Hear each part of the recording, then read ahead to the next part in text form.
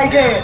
पण माऊली, आजकाल आम्ही कुठंतरी बातम्या ऐकतोय, कोणत्या तरी दवाखान्याला बुडूक म्हणजे स्टील ठोकलं, कोणत्या तरी डॉक्टरांना अटक झाली केलं जातं. आणि म्हणून ह्या वारीसाठी एकदा जोरदार टाळ्या वाजवा. आणि म्हणून या ठिकाणी विद्यापीठाच्या माध्यमातून प्रबोधन करत